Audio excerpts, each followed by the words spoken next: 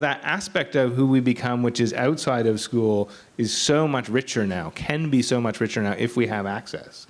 So I think that's the opportunity space, that's the pressure, is we are, as we always have been, learning a lot outside of school, but I think even more and more and with more agency. So then the question becomes, how, if this is about who am I, how do I represent who am I? And a degree is a very, very, probably always has been, but is now a very, very limited, and I would say bad, way to have as the only way that I represent who I am. And that, I think, is at the core of the pressure. Finding more nuanced ways where I have more agency over saying who I am in a way that others, especially employers, can understand, respect, and trust. The point that I would like to ask all of us here is not how do we think about degrees and universities in terms of how does it relate solely to the economy? How does it relate solely to translating your qualification for a job? But what sort of society do we want? And do we want a society and a place, do we want a place in society that allows us to ask core fundamental questions about what we are here for, how we get ourselves out of the problems that we're concerned with, and that really engages with some of the ethical concerns of the world in a way that is autonomous from the market. Now, I've got no objection to the idea that learning happens in many different places. I've spent my life studying informal learning. But some of the things we know don't happen in informal learning spaces are critical questioning about the status quo. And so one of the questions I'd like us to ask when we're thinking about beyond degrees is what do we lose if we either conceptualize degrees just as exchange for economic purpose or as something that can be done anytime, any place, anywhere? Where do we protect the spaces for us to think hard about society? If I look at the context of what a degree means in helping someone find a job, when we started off BAIT, we had a few 100,000 people on the database, and employers had 3 or 4 criteria that they could filter applications by. Today, we have over 18.5 million professionals on the database, and on average, every job gets over 1,000 applicants. And over time, what employers have asked for is a lot more criteria by which they can filter by. Education is one of the most important criteria. So it's a starting point. It helps someone get through the door. But increasingly over time, other forms of badging have become important. As I get more and more people applying to my job, I get to choose amongst more signals as to which signal matters to me.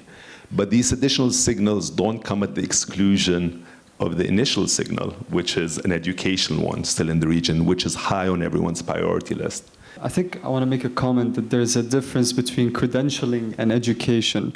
The two are very, very different. Getting a degree, that's a credential, that's not getting an education. An education is lifelong, it's not schooling, it's not university, it's everything that happens. And a certificate cannot capture that. And yes, we may not need a certificate to get a job, but we do need an education to live a meaningful life. That is the bigger question. Are we just thinking about all these things to get a job? And I mean, I've worked in some leading companies in Canada, and I always question, okay, do I want to work with somebody who's not environmentally conscious, who's socially irresponsible? These are things I ask myself. Universities need to be a place where we go to think. There shouldn't be a place that produces a filter for employers. There are plenty of people who are not graduates, but who are capable of being graduates and are capable of doing the job that employers want them to do. Filtering we can do other ways. And then we can have a more fluid relationship between work and learning.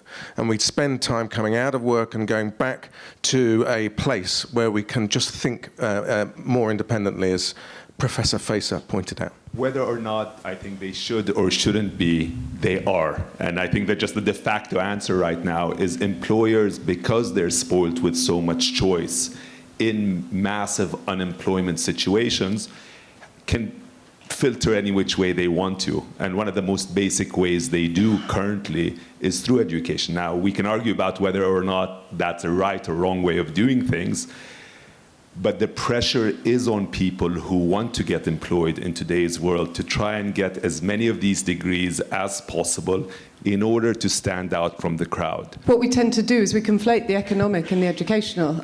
We've got a serious economic problem. It's called capitalism, and it is really causing serious difficulty in terms of the current situation. I mean, let's keep it simple and let's name that, and let's flag that that's one of the reasons why we have large numbers of people unemployed and why we have a race to the bottom in terms of individual positional competition.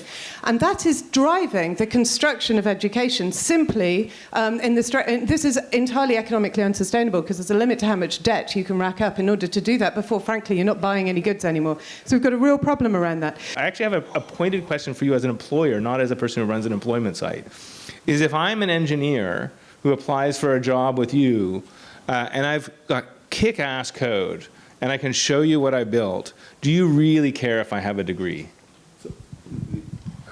Because I don't. The quick answer to that is, I guess, the question hints at the answer. How do you get to show me that code when I have 1,000 other people knocking on my door telling me they want to show me other things? So the usual selection process is, I'll first check for places that I know generally teach good code. Once I have a short list from that alma mater, I then bring them in and try and find out on a relative basis who has the best code of the lot. I do believe there's an urgent need to have something more nuanced that signals, especially as you have people going through these job filtering processes, but for many other reasons as well. And the only way to find something that lets us signal in a more complicated way, or complex way, more true way, is to roll up our sleeves and try to figure it out.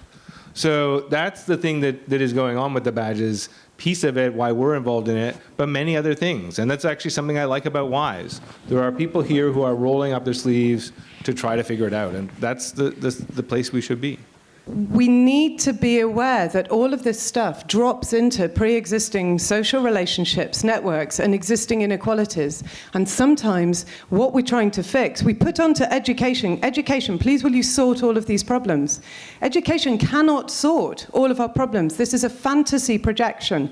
We desire that education fixes this for us. If we get the best qualification, the best teachers, the best technology, suddenly we'll fix all this stuff. Actually, some of this cannot be fixed by education alone. Some of it is about existing social, economic, and cultural structures.